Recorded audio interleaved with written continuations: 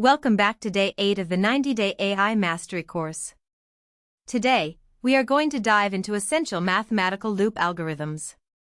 Previously on Day 7, we solved the factorial and Fibonacci problems. Today, we focus on manipulating integer structures directly in memory. You will discover how to use the modulo and floor division operators to dissect numbers digit by digit. We will walk through the algorithms to count digits in any number, reverse an integer mathematically without converting it to a string, and build a numeric palindrome checker. These concepts are foundational for competitive programming, cryptography, and arithmetic processing in machine learning. Let's get started. Before we write the loops, we must master two operators, modulo and floor division. To dissect an integer digit by digit, we use base 10 mathematics.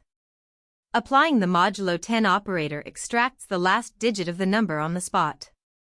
For instance, 143 modulo 10 evaluates to 3.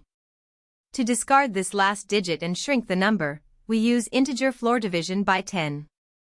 Doing 143 floor division 10 results in 14.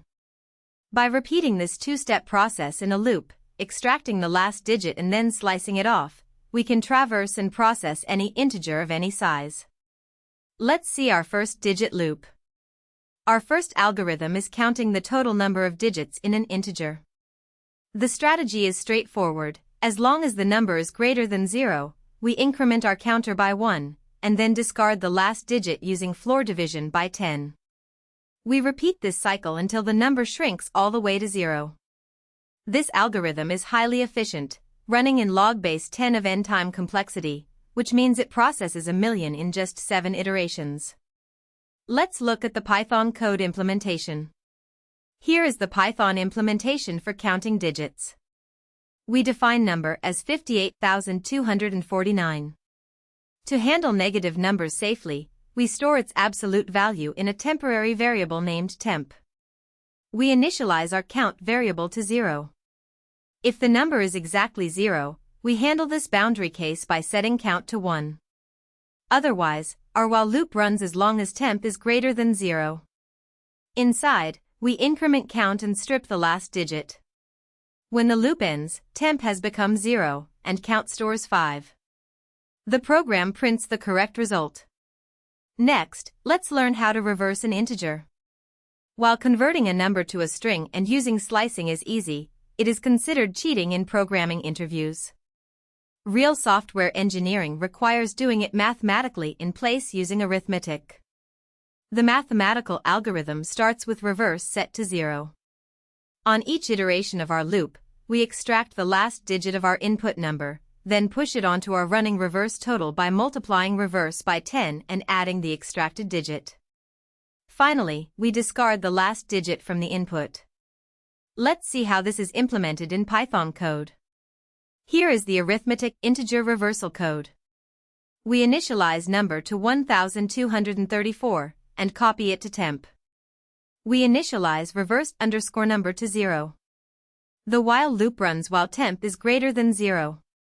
Inside, we extract the last digit using modulo 10, add it to reversed underscore number after shifting its digits left by multiplying by 10, and then prune temp using floor division by 10. When temp reaches 0, the loop terminates. The original number has been mathematically reversed to 4,321. Let's trace our reversal loop step by step with the number 1234. Before the loop, temp is 1234, and reversed underscore number is 0. In iteration 1, we extract the last digit 4. Reversed underscore number becomes 0 times 10 plus 4, which is 4, and temp shrinks to 123. In iteration 2, we extract 3. Reversed underscore number becomes 4 times 10 plus 3, which is 43, and temp shrinks to 12. In iteration 3, we extract 2, giving us 432, and temp becomes 1. In iteration 4, we extract 1, resulting in 4,321. Temp becomes 0, and the loop ends. Tracing makes it easy to understand the mathematical mechanics. Our third algorithm is checking if a number is a palindrome. A numeric palindrome is an integer that reads the exact same forward and backward, such as 121 or 1331. The number 123 is not a palindrome because its reverse is 321. The validation strategy is elegant. We take the input number, generate its mathematical reverse using our reversal loop, and then perform a simple comparison. If the original number is equal to its reversed counterpart, it is a palindrome, otherwise, it is not. Let's see the Python implementation. Here is the palindrome checker code. We set number to 12,321. We copy it to temp and run our standard reversal loop. Notice that inside the loop, we combine the extraction and accumulation steps into a single line to keep the code compact. Once the loop ends, we use an if-else conditional block to test if our original number matches reversed underscore number. Since 12,321 reversed is indeed 12,321, the condition evaluates to true, and the program prints that it is a palindrome. This is a robust algorithm that works for any positive integer. Excellent job! You have successfully completed day 8 and mastered the foundations of integer loops in Python. Let's recap today's key takeaways.